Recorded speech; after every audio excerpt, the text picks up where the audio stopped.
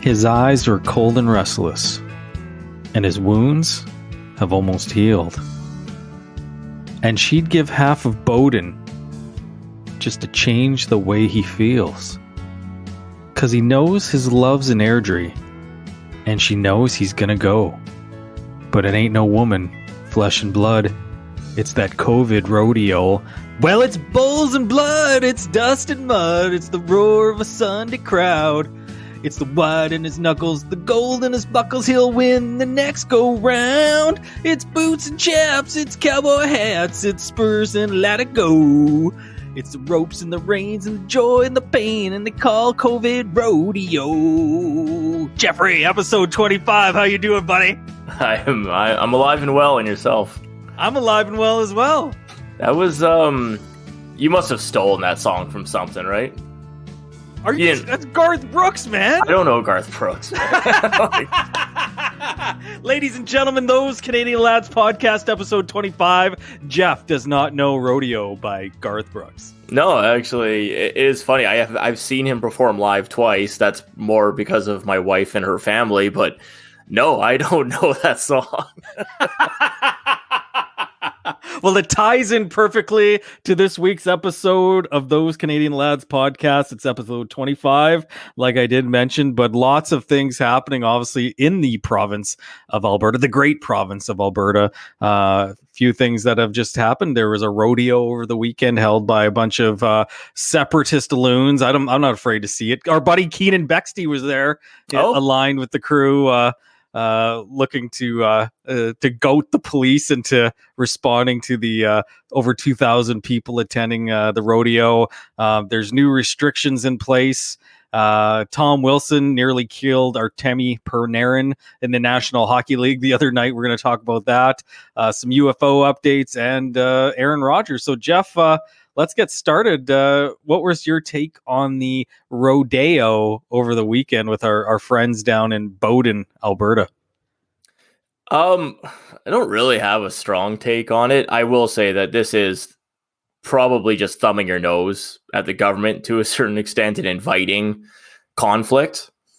I know that, Saskatchewan correspondent Bo would probably, this probably goes into that whole thing I was talking about in regards to if you attend a rally, I think you should dedicate your time to something else. So this was a rally. I don't care what anybody says. This was a rally, and it was organized by people like Derek Fildebrandt. I think he's an MLA type out of Brooks. I think he's an independent now because either he was kicked out of the UCP or he left. But he's a joke. I don't care what I say. The guy's a joke. One of these separatist loons in Alberta who think they know what's going on and they have the heartbeat, and they gathered over 2,000 people to spit in the face of the restrictions and what's going on in Alberta. As you can tell, I'm not happy about it. I'm not happy that we're in the situation we're in. COVID being what it is, we're still in it. And we're still going through it, and we're still having to adapt to changes on a weekly basis. So for those people that do it, they basically spat in the face of their neighbors, and I'm not happy about it. Yeah, I can tell by your tone. You got a very serious undertone about this. I can sing some more Garth Brooks for you if you want. Yeah, you'll have to. Yeah, that was very. I like that. Anyways, it's very soothing. It felt good, like I was there at the rodeo. Obviously, if you're going to get that event off the ground, you are targeting a response from the general public or media or the government itself. And I will say that I'm probably not one to believe that the government is being vindictive because of events like this taking place, but the timing, I would say the timing is kind of weird compared to what the message seemed to be a week ago and even 10 days ago, 14 days ago.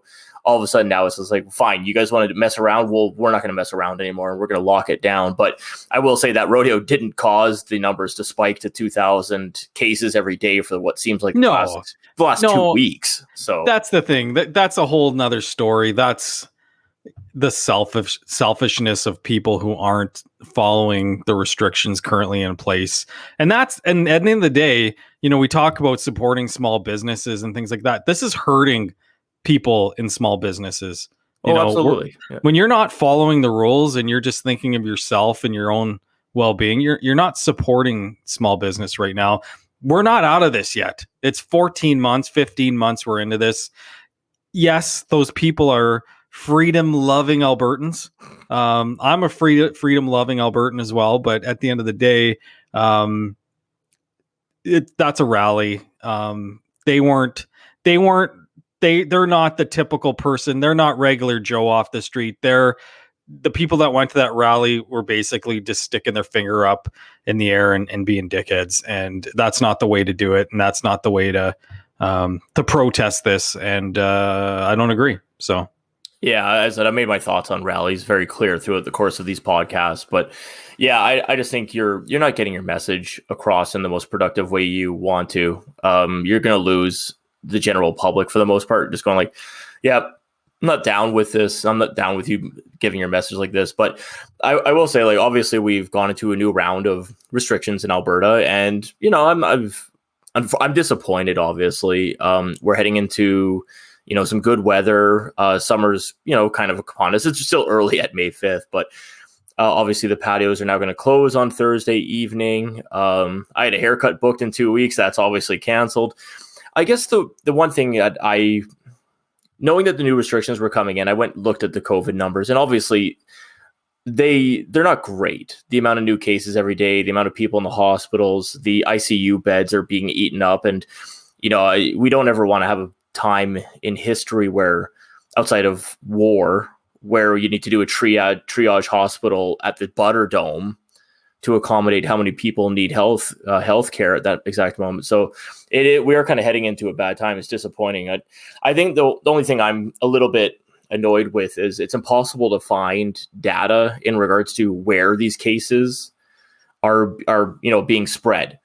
Or if you remember, because they can't trace it. They can't. It's impossible for them to track it down now because it's spread so much, right? Well, I do. I don't know. Like, having been to the restaurants and the patios, I've given up my name and number everywhere I've gone. And I think you would know that I'm not big on that. I don't like giving out my name and number. I'm pretty secretive of what I do. It's probably a mental issue more than anything. But I've given my traceable information out. And that leads me to believe that it's probably not at the patios. It's people gathering in people's homes. And they're doing large gatherings. I refuse. That's my theory on it. And I was obviously have no proof because I can't find any proof. So. Yeah, I tend to agree. I think the way the restaurants had set themselves up, it was actually quite safe. You were only limited to the person you were with and the waiter, right? In sense of transmission, right? So I think it wasn't a terrible setup. But that being said, back to the rodeo. Sure. Just a terrible way of protesting. Again, a right-wing political platform, heavy right-wing group. This Derek Fildebrandt, the Western, the Western Standard. I don't even know what the damn name is called. I'm not going to. Yeah, the Western Standard is a public right-wing publication, right? It's a group of just jokesters out there trying to rustle things up and cause a little bit of disruption out there. And hey, guess what? They made national news. They made Alberta look real shitty. That's the other thing. You're not making our province look like the progressive place that it should be. I think really disappointed. So on the rodeo front, we want real rodeos, not some fucking farm rodeo that some guy decided to put on with some right-wing nut jobs. Oh, there you go. As I said, I have no argument. I have no argument against your stance. As I said, I think people are, as I said, I'm fine with people doing things. It may bend the rules. A large gathering like this or a rally. Now, I will say though too, there was a march and a rally in downtown Edmonton today for the Red Dress Day. I'm not necessarily disagreeing with the cause. Well, I'm not disagreeing with the cause, but once again, it's kind of like, well, Is local enforcement supposed to stop all these things from happening? Well, and we're having these conversations in our household too, right? So I'm not defending the rodeo, but I'm also not defending the gatherings right now, the mass gatherings, right? So Rachel Notley came out and obviously condemned getting together of these people, and then she celebrated getting together with 15,000 Black Lives Matter protesters in the summer. So, in my opinion, neither was right, getting together. But that being said, is the message the important thing, or is getting together in this time the more important thing? I guess it's a question maybe for you. What's your thoughts on that? Is it okay to gather and protest something during a pandemic, or does the cause matter? Well, the cause matters, but once again, I'll go back to my original point. I think if you're gathering and you're protesting and rallying, as I said, I think you can go about it better ways. Now, I think it's almost popular to now get together and protest and rally. I think there's better ways of getting your message out there. I think giving interviews, their local media loves to thrive on interviewing people who are part of these causes. I think doing grassroots fundraising in regards to events that aid the community, as opposed to marching through a community. I think there's just better ways to draw more positive attention to your cause. And don't get me wrong, there was times in history where people needed to make their voices heard. And maybe I'm wrong. Maybe this is one of those times that people need to draw lots of attention to their cause. Just like in the 70s, or, when a guy stood up against a tank in China. It's sometimes you need a big grand gesture to draw the attention that's needed for your cause. But as I said, I think there's more positive ways to go about it. And probably during the time of a pandemic, not optimizing the best time to get together with a bunch of people. All right. I just go back to this though. This rodeo was partly put on by these Western Standard buttheads with Keenan Bexty, like just a joke. Like not even like what a bunch of assholes. Anyways, moving on. I like it. Yeah.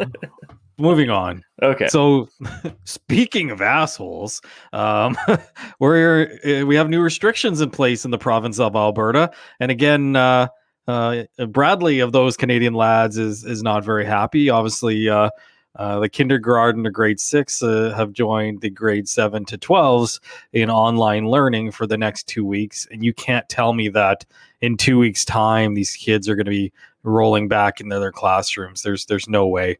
The cases hit over 2,200 today.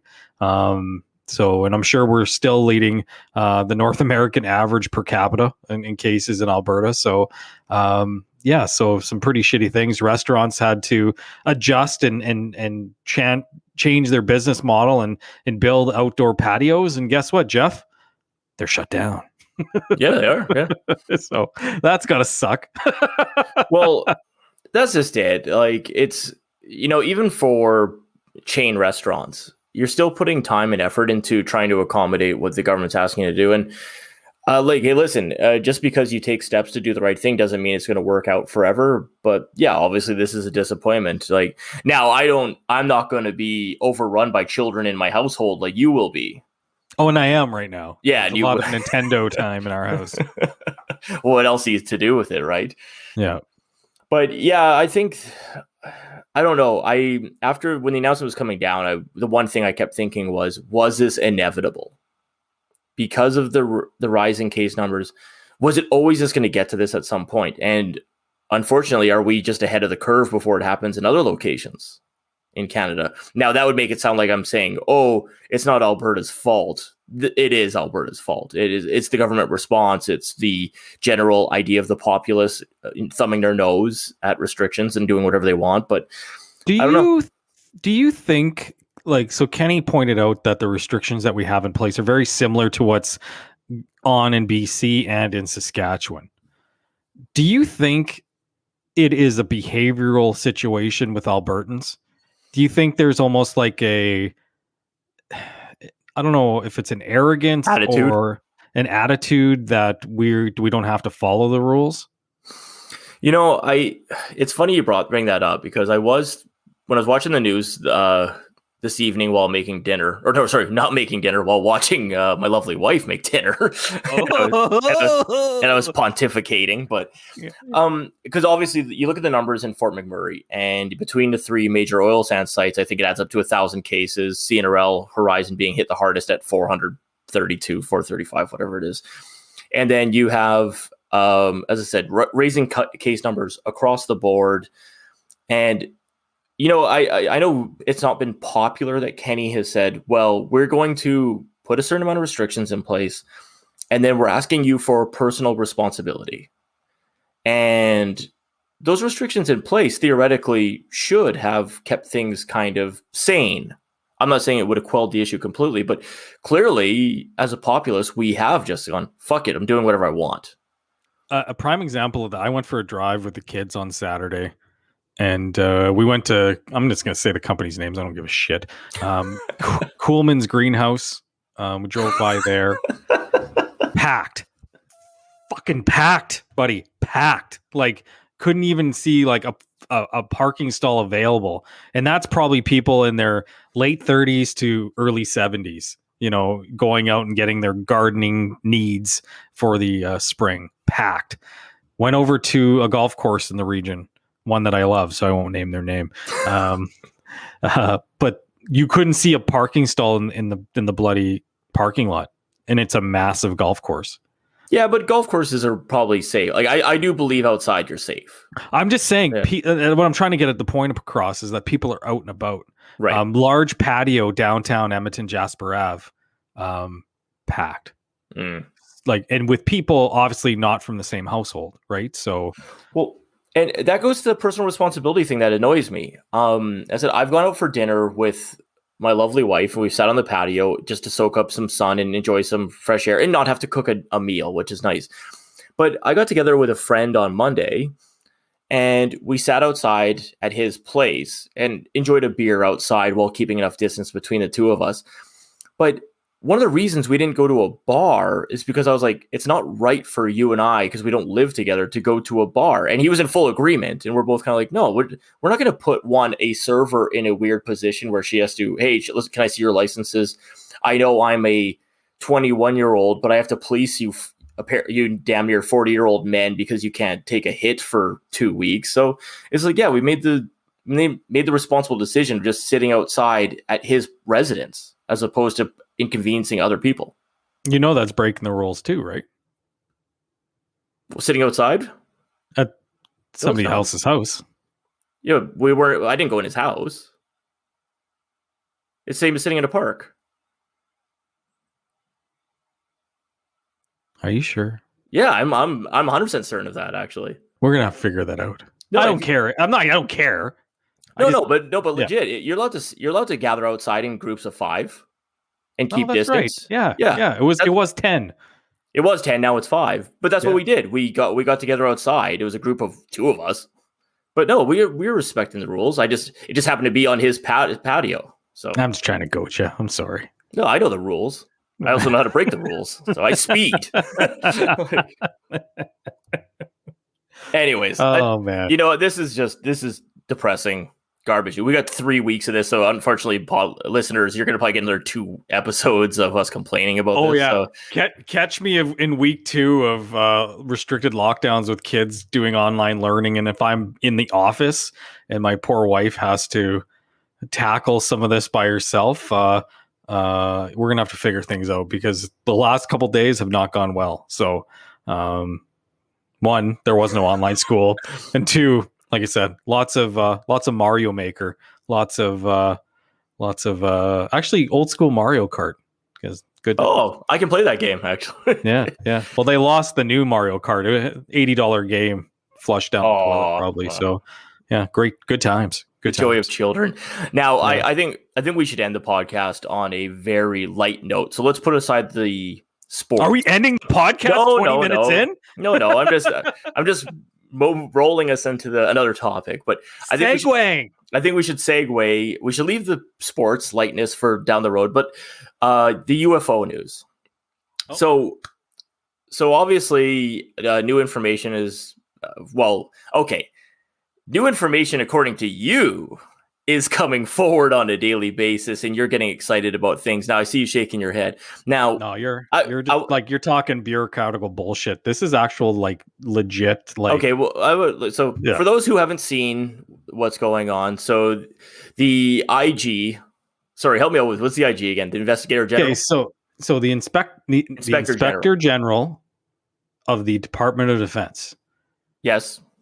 So basically, it's like the watchdog for the Department of the Defense to ensure that it's doing things properly and it's not over. Basically, what happened here is the Department of Defense Inspector General has jumped in regards to the UAP report coming out in June. And insiders are saying that this was triggered by the congressional department not being satisfied with the movement and what's happening with this report that's going to be released. So basically, insiders are saying things are either being muted, and they expected this. There's a lot of pundits saying that if you think about it, this is something that's been under wraps for the last 70 years.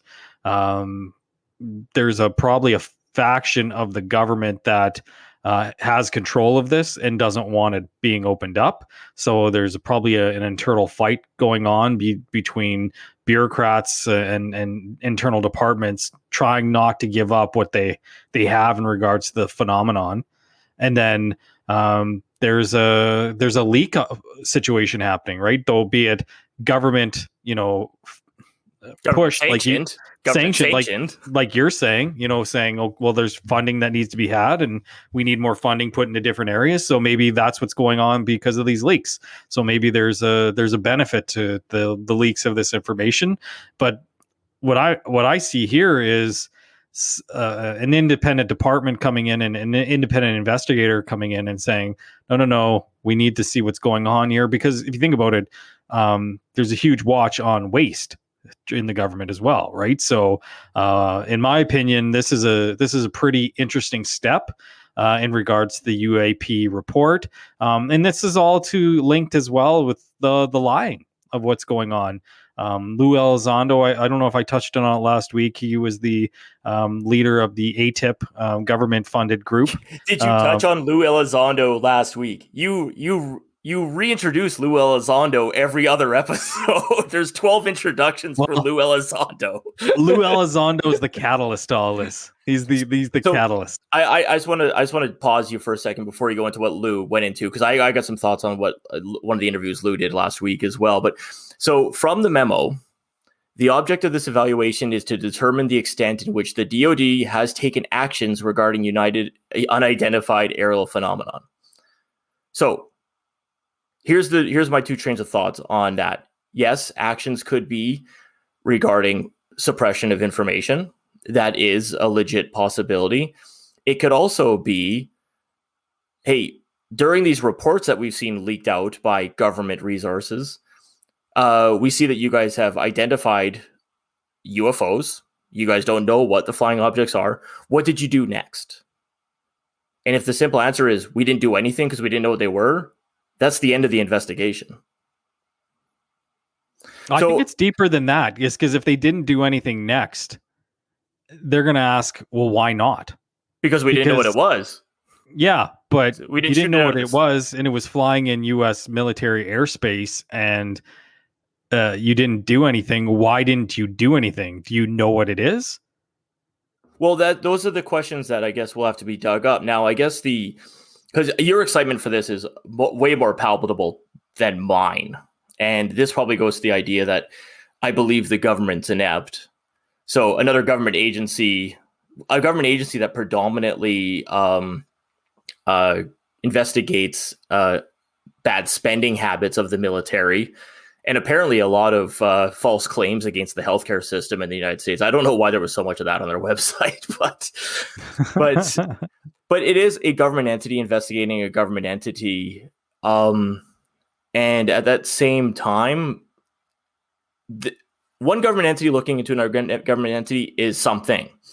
What they find and report to the public, that's what's the meat of this. Now, if they don't find anything, or the investigation only kind of focuses on certain aspects of it, then this is nothing more than a footnote in regards to what may or may not have happened in the first half of 2021. I honestly think this is just the tip of the iceberg. This is just honestly this report is just the tip of what is going to be exposed. This is going to be you're talking about this whole thing. June? Yeah, the June, everything. Like, this is just the start of something. Like, this is like the beginning of something that's going to probably change our view on a lot of different things, right? And maybe we'll never know what the phenomenon is, but it's something. And every other day now, something's being leaked, and it's speeding up. There's things just starting to happen in regards to leaks and reports and just new news in regards to the topic. So, in my opinion, they're slow playing it and slow releasing it out. And it could be exactly what you said of funding, getting a false flag for funding, right? Getting somebody out there to say, hey, we need more funding for the government. We need an enemy, and the enemy is the reptilians or the Greys. So, well, as I said, that's my theory, so I'm going to stick with it. Obviously, being right, but I just maybe it is moving too slow for me, or I'm disregarding anything until June. As I said, press releases that somebody else is going to say something, and let's face it, we're talking about the same 4 or 5 people, including Senator Harry Reid, just saying things like, "Oh, Lou Elizondo did this. Jolly good." It's just like, I'm like, that's not news. No, it is news though, because the government has come out and said no, he had nothing to do with it. And Senator Harry Reid, when you're a senator in the U.S. government, you hold a lot of stroke. Like, he was a pretty senior senator in the government. Not you Delaware. No, he was from Nevada. No, I mean, but if you're a senator from Delaware, you don't hold anything. Isn't that where friggin' what's his name's from? Barry? Who? The old guy with the jacket? Oh, the guy who lost?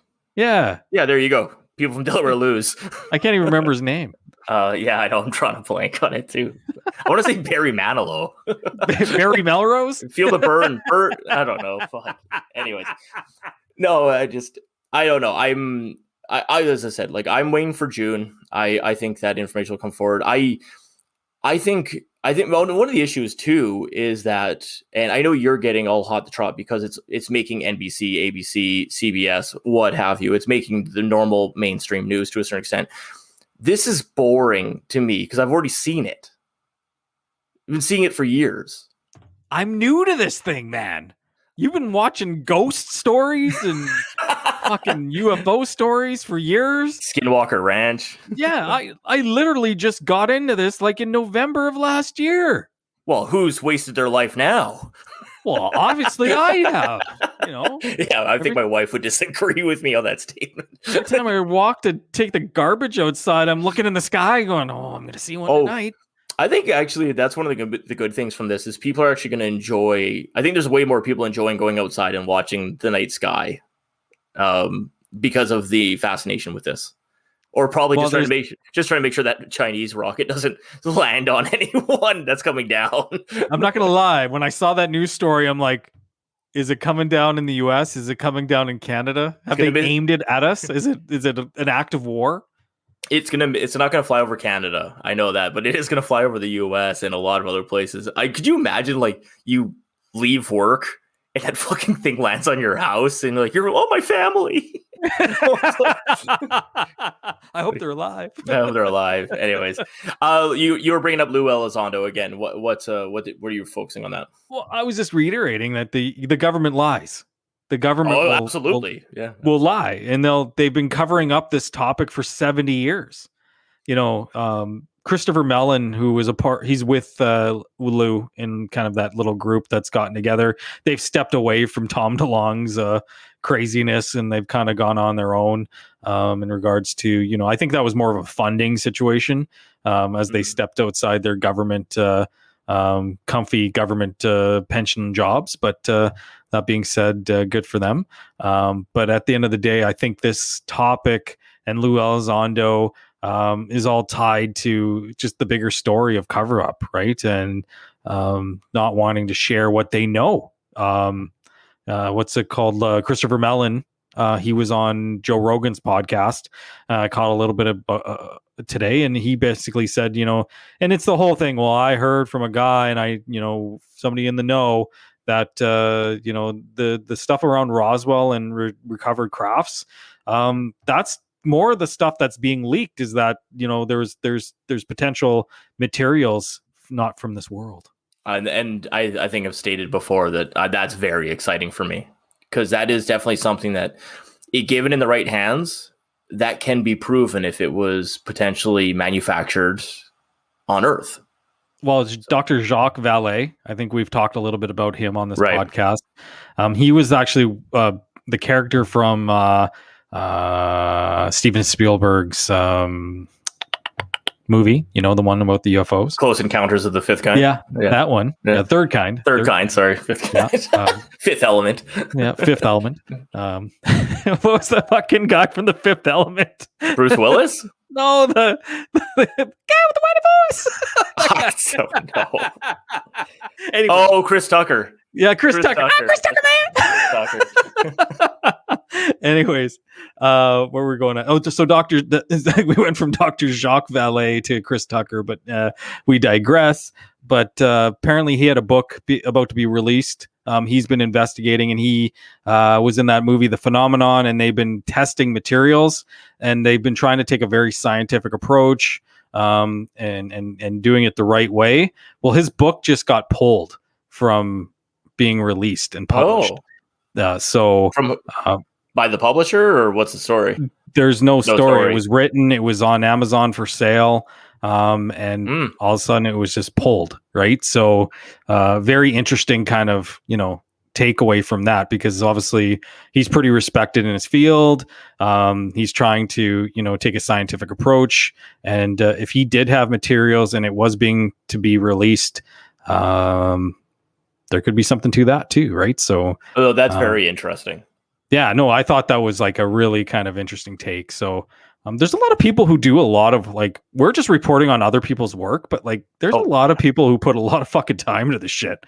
And I don't have time for that. I like reading about it and understanding a little bit more about it. But yeah, anyways, enough of the UFO news because you got more? You got more? Yeah, I just wanted your question. I just wanted to ask you a quick question, because I saw Lou doing a interview.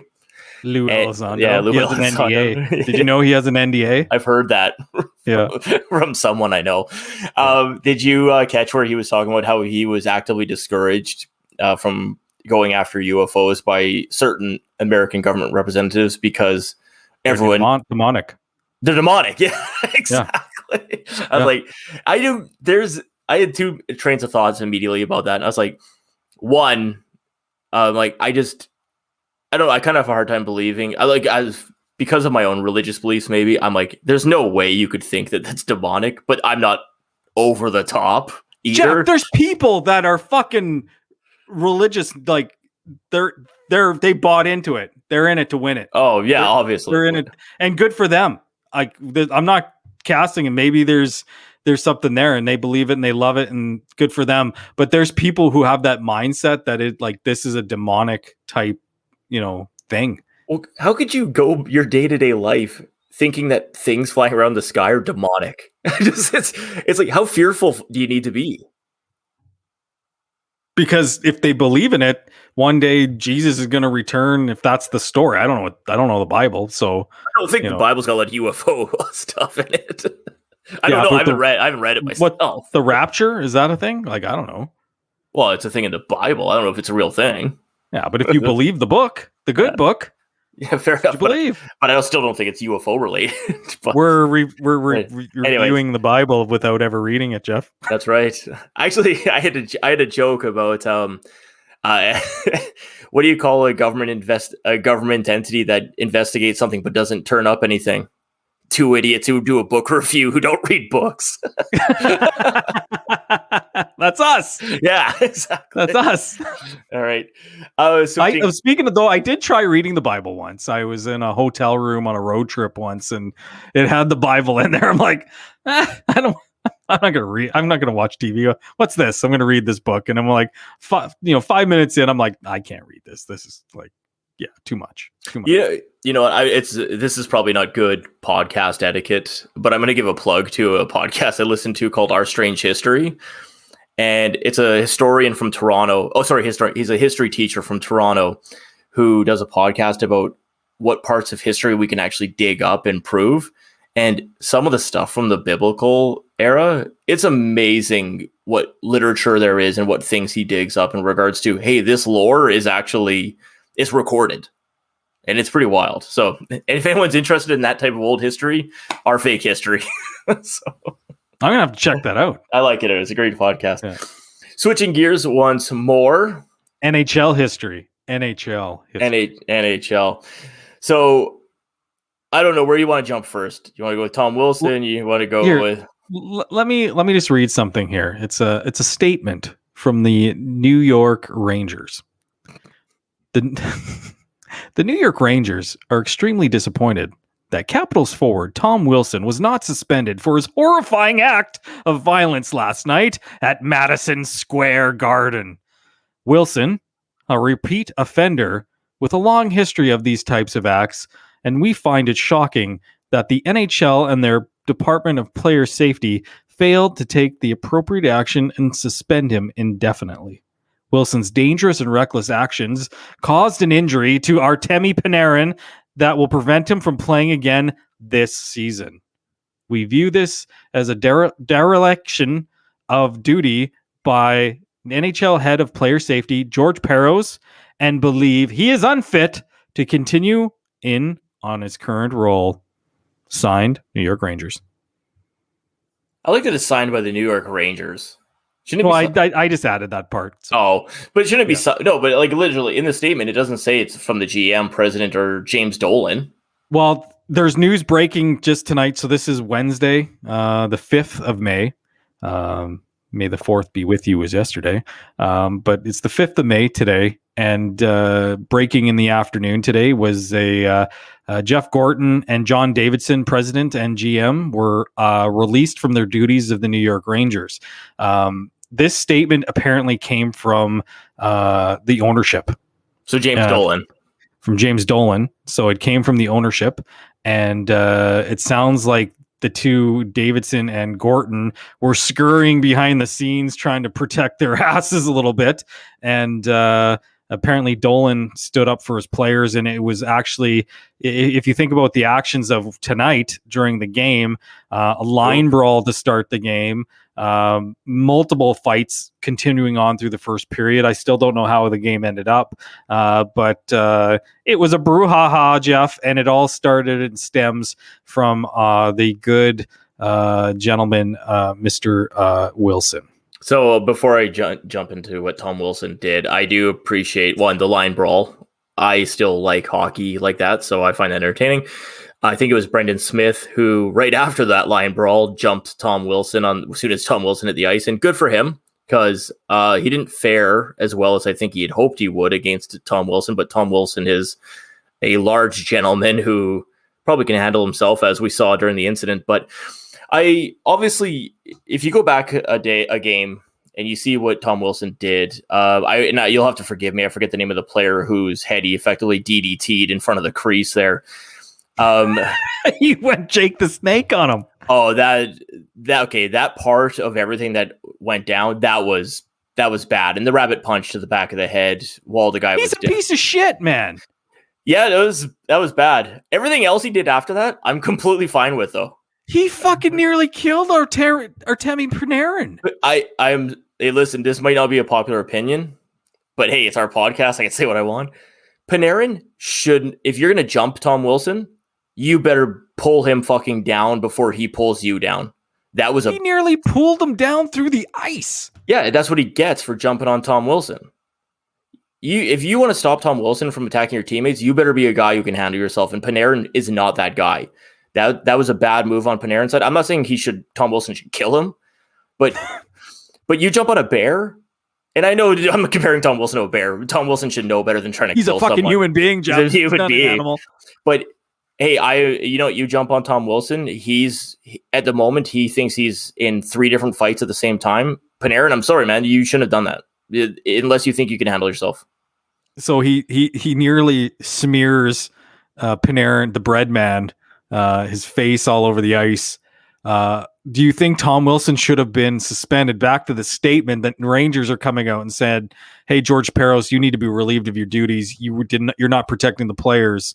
The rabid punches to the head, allowing Wilson back into the game. 2 nights later, to see what happened.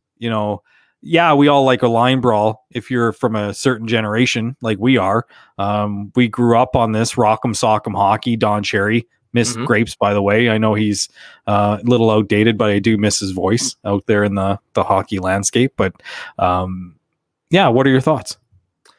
I do legitimately think he probably should have suspended for the initial driving of that guy's head into the ice. Now that's a suspension, and as far as I'm concerned, because there was intent to harm. Yeah, it was a bit of a chicken shit play on his side. Yeah, that's worth. And as a repeat offender, I don't know what he would have earned at that point. Yes, I'm sure it probably would have been over the 5 games.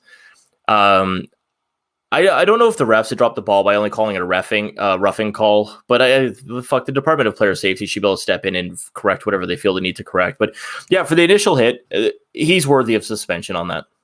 The reffing this season, it's so inconsistent. It's inconsistent. It's a fucking joke. It's terrible. And I think it adds up to these refs having to essentially, ref in the same division they're working in. They're just cycling through teams, and they're human beings. They're getting chirped at. They're chirping back. There's probably a little bit of a give and take. It was I forget the ref's name who got caught on tape basically saying, "Yeah, I'm going to give Nashville Tim Peel. Good old Tim Peel.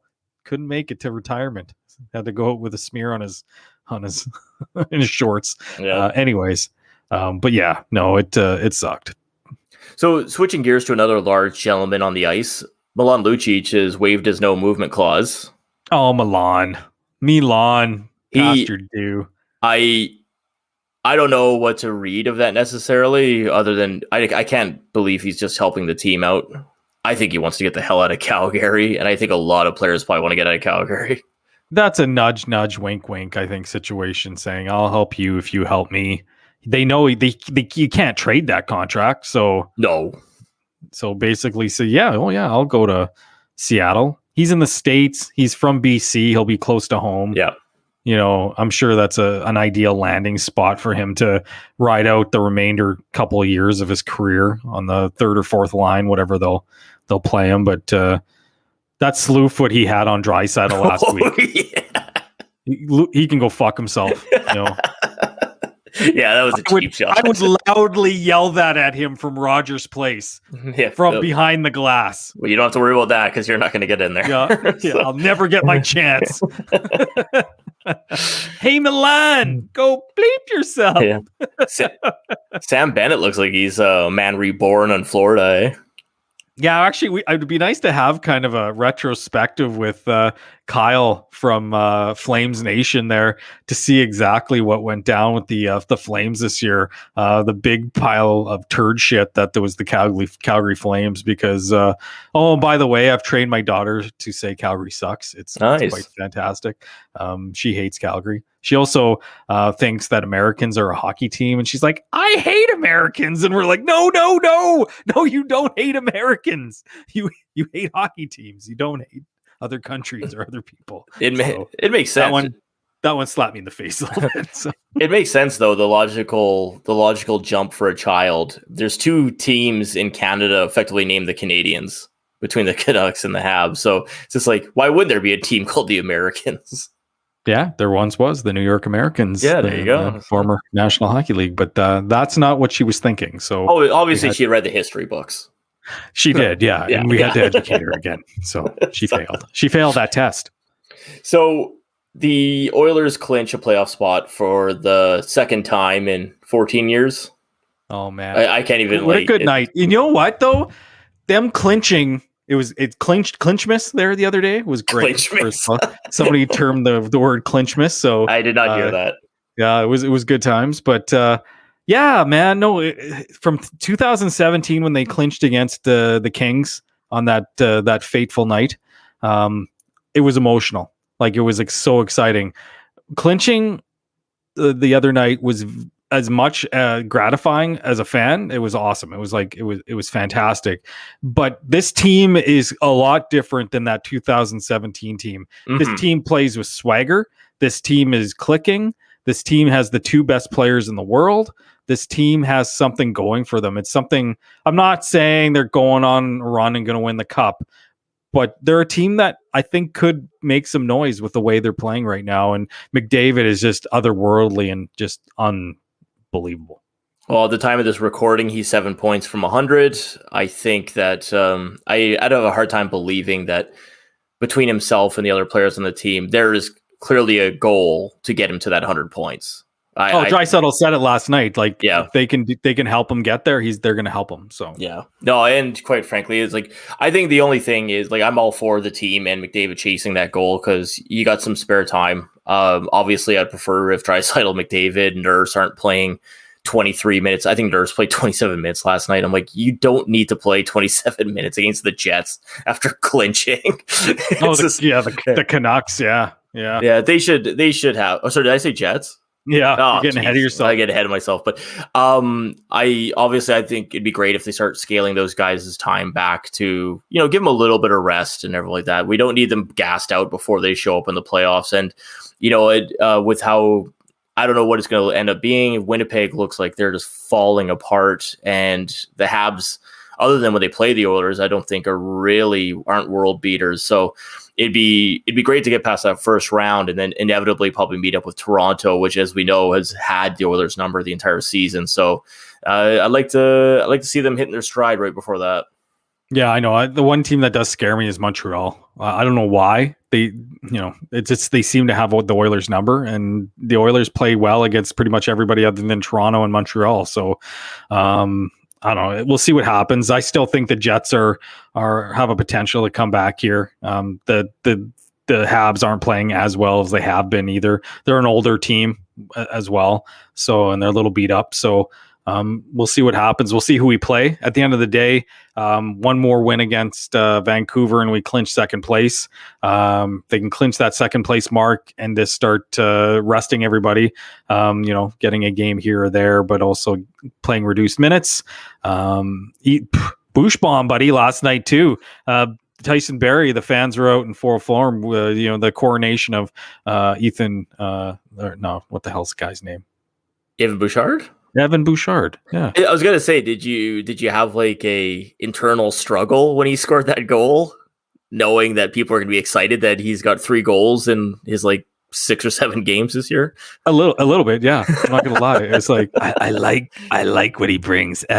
Young Evan, you bring the juice, you bring the good stuff, but can't give up on Tyson right now. He's our guy, and he helped us get here to this point, and he's going to help us in the playoffs. I guarantee it. He's going to score. You know what? He scores one big goal in the playoffs. It's all worth it. All worth it. I think it would be a very much like a dodgeball moment where it's a bold strategy, Cotton, to pull Tyson Barrie out of a playoff game for Evan Bouchard. Yeah. We'll see if it pays off. Yeah, we're going to give the kid a chance. Give him a chance, man. Yeah, I don't think there's any risk of that happening. I think Tippett likes to have a job. So yeah, I think, and in Tippett, I trust, and Ken Holland. Having some seasoned vets in those types of roles has shown a lot for this team, and it's just exciting now. Like, we're just like on the cusp of playoff time. That energy is going to be in the building. There's no fans, but you can't tell me there won't be that little extra, those heavier hits, that extra, push into the zone. These players have now, been playing without fans now for, the end of the playoffs last year and now the full season this year. They know what it takes to amp it up, and it's going to be playoff hockey as usual once we get there.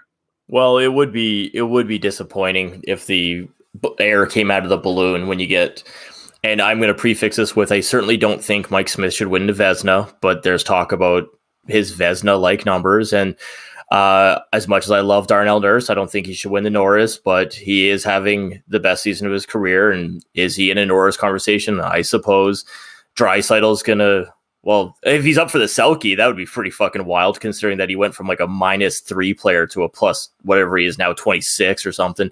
And McDavid's going to he's going to get the Art Ross, and he might very well get the Hart again. So you get a year where 4 Oilers are in some sort of discussion in regards to the end of the year honors outside of potentially, hoisting a cup. It would be a very disappointing year for the Oilers not to at least show some steam in the playoffs. But I absolutely just relish. I look up the numbers every other day, just how much better Mike Smith and Cam Talbot were than Jacob Markstrom this year. And I love that. So that was another, miss that good job, Kenny, for not getting him. Kenny Holland for failing to give him enough money. You know what? At the end of the day, fucking if Mike Smith doesn't get hurt at the beginning of the season, where does this team sit? You know what I mean? Like, yep. Yeah, it might have been in that first spot. Well, not only that, yeah, that's the thing. We started off really, really slow, right? So, and Koski had like 13 games in a row. Good old Koski. He's also played good in that number 2 spot, right? In that number 2 hole, right? So, we're looking good. Bring on the playoffs. When do they start? I'm so tired of regular season games. Well, don't get me wrong. You can always look at numbers and look at records and just pick a point. But obviously, they started 3-6, and since then have been 29, 11-2, which, if my math is correct, it was about a 7-10 winning percentage. But that's insane. Like that is a turnaround, and obviously they just had to catch their stride, or Koskinen had to get some confidence, knowing that a competent backup was going to, or a competent their goalie was going to join him in that crease. And it is insane the turnaround that they had. So you got to give full credit to the staff and all the players in regards to how this team looks this year. Is Aaron Rodgers a piece of garbage? You know what? So obviously last Thursday, the NFL draft is, I get excited for the NFL draft. I have a team. I get excited. This year they drafted Mr. Irrelevant. So it's not like, usually as a Bucs fan, I'm like, oh, they're picking in the top 10 again. No, this is so good. Not this year. So I'm more than happy. The Glaziers picked just a regular player. They picked they had a good draft considering they were picking, but they never pick last. It's just unheard of. The Glazier family. But your favorite family. My favorite family. Yeah. But obviously the news comes out hours before the NFL draft that Aaron Rodgers has had enough of the Green Bay Packers, and he wants to move on, or he wants the GM fired, that's a boss move. I want the effective most important person on the franchise fired before I go. But, I don't know Aaron Rodgers. That might shock some of our listeners that Jeff in Edmonton doesn't know Aaron Rodgers, but you don't know him? No, I don't know him. But you get an individual who he's made it very clear. He had a big chip on his shoulder from being drafted as late as he did, for his hometown team not taking him, for every slight that he's had, for the amount of times that he thinks other people have prevented him from winning another Super Bowl. This guy might be an egomaniac. And I think it was very calculated that he, watched Love get drafted last year, who is his heir apparent, and then waits a whole year after winning the MVP, which I think drove him to win the MVP, to declare on draft day, I want out of this fucking franchise. He is vindictive. Yikes. Yeah. Yeah, I think as talented as a player as he is, and quite frankly, Aaron Rodgers, in my opinion, NBA players do this now, where they force themselves out of franchises. And very few athletes, especially like when you look at the NFL, NHL, no athlete can do it. I don't think they can force themselves out of it. Chris Pronger barely was able to force himself out of Edmonton. Aaron Rodgers in the NFL was. We had to burn his baby's furniture. Yeah, apparently it wasn't us. Literally, somebody did though. I don't know. I still think that's all rumor still. I think he came out and said that was true. Oh, he said that's true. Oh, okay. And he's the guy who's freaking got traded, man. And the IG of the DOD is going to really find good information too. So, no, I think, yeah, I don't know. I lost my train of thought, but I think Aaron Rodgers has the ability to force himself out of Green Bay, and I don't know. I could see him wearing a Raiders jersey next year. I could see them rolling out the red carpet for him. So, and he's a great player. Your team is better with Aaron Rodgers. Easy. No, he's a good friggin' quarterback, man. Like it's, I think you're right though about the egomaniac, and that's fine. It takes those type of players, I think, to win championships, right? He's an alpha. He wants to win, and at the end of the day, you know, a guy like that, maybe he can call his own shot. You know, he essentially is the franchise. Yeah, well, they're not set to go to the playoffs and challenge for a Super Bowl with another quarterback. So that's, you know what, and you know, quite frankly, if you're Green Bay and this guy really wants to leave, you trade him. You can get some draft picks out of it. It's worth having. He's also 37. He's at the cusp of where NFL quarterbacks not named Tom Brady retire. So maybe that's what's driving him, though, is to get on a team to compete old Papa Tom and for the next Super Bowl. Yeah, it might be. You should definitely leave the NFC then if that's the case, because the Bucs are definitely repeating as NFC champions. Oh, did it feel really good when you guys beat the Packers this year? It always feels good. That goes back to when they used to share a division. It's always great to see the Bucs kick the crap out of the Packers, especially if it happens to be in Green Bay, like they did on the road. Because quite frankly, I think my numbers might be wrong, but if you go back, the Buccaneers have won one game in temperatures below freezing in the history of the franchise, and I think it was the second one was this year in the playoffs. So that was awesome. Yeah, I even watched that game, and I'm not even an NFL guy. That was an awesome game. Oh, I finally. This is going to sound lame. Nobody's going to care about this, but I finally went and got like my championship T-shirt, ordered a new jersey. I finally decked myself out, treated myself to some new Bucs gear. Hey, well, you just threw away your friggin' Manchester United jerseys because of the Glazer family, and you just bought some new swag because of the Glazer family. So good job. Yeah, but I don't mind what they do in the NFL. It's a different league. Yeah. A different respect. Yeah. So actually, they're if it's to be believed, they'll be making a huge play for Harry Kane out of Tottenham to try to claim back some fans. I don't think it's going to work. Oh, so I don't know if we discussed this, but did you catch the footage of the fans storming the field on before the Liverpool game on Sunday? I sure did. Yeah, I was kind of trying to segue into that, but yes, I did see that, and that's just that's a brass balls move right there. Yeah, that's great. I love it. Yeah, that was fantastic. Good for them. You know, and will you be joining that team again? Will you be going back to it if there's a new ownership group? I'm never going to say never, but I do have a team now. Like, as I said, I just latched on to my dad's historic team, and I'll gladly cheer for Everton going forward. So, but like, obviously, like I watched a lot of Man United games, enjoyed a lot of Man United success. So it's hard to just completely turn it off, but no, I have no plans to support that franchise, but good on the fans who got to that claimed Old Trafford as their own. It's fucking wild. You know what? This is just my thought on it. I don't think even the most faithful sports fans in North America, that's not a North American thing. That is a European thing where they're like, I don't care what the name says on the stadium about who owns this place or who owns this team. It's our fucking team, and we're wrecking everything. Because it's a community team.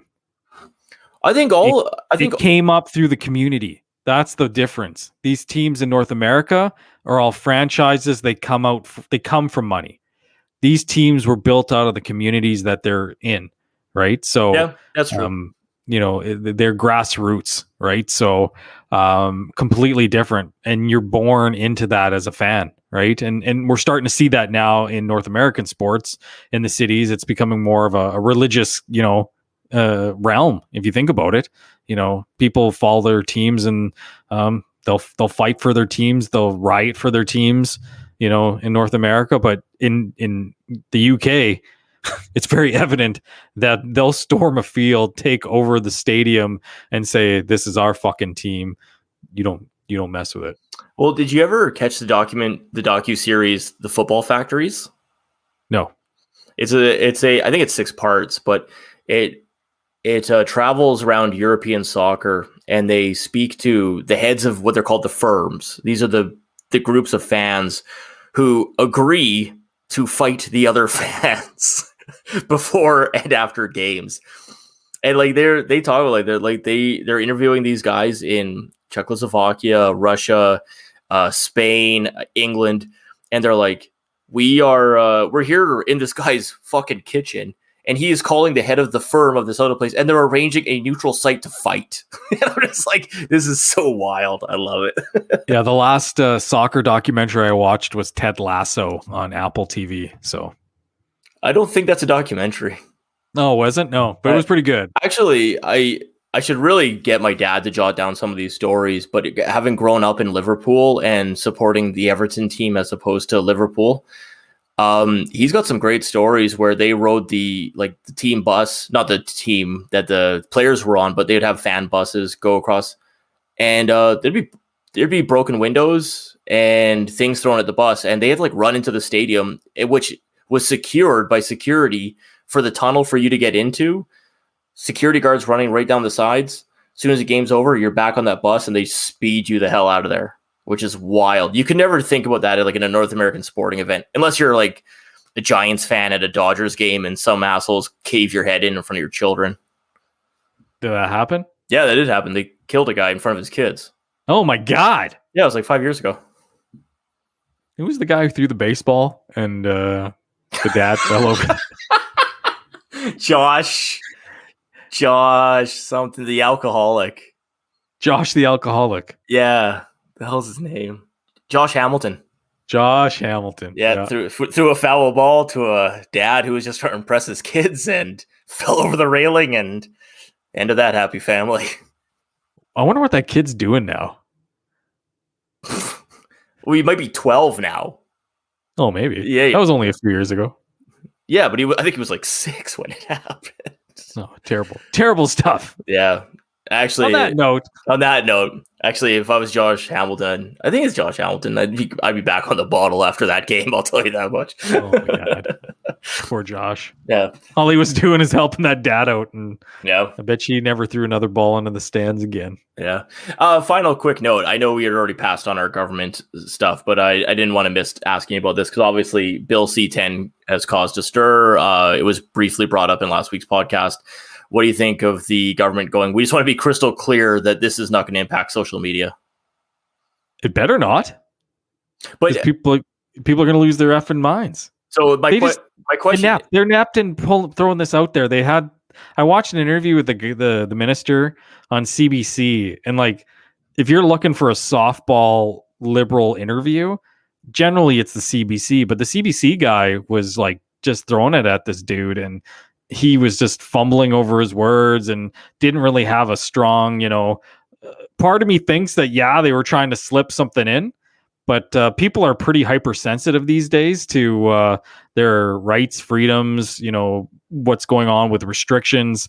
I think that would have been a tough one to get through, and it will still be a tough one to get through if that's the intention, but I don't think it is anymore. So you think they were trying to squeeze that through? And I think so. Okay.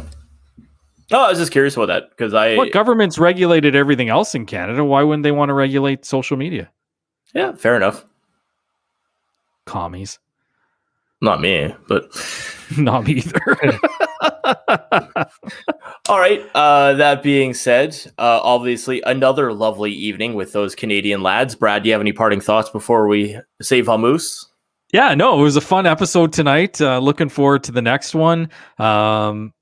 Like I said, that was a calculated get together rodeo down in southern Alberta. I just want to rehash that. That wasn't a rally of normal folks. That was a rally from a certain political realm in Alberta trying to get their point across. And I think it failed to gain attention of regular folks like you and I. I think it just pissed us off. So I'm pissed off anyways. I don't know about you, but Tom Wilson, you're suspended. You should be anyway.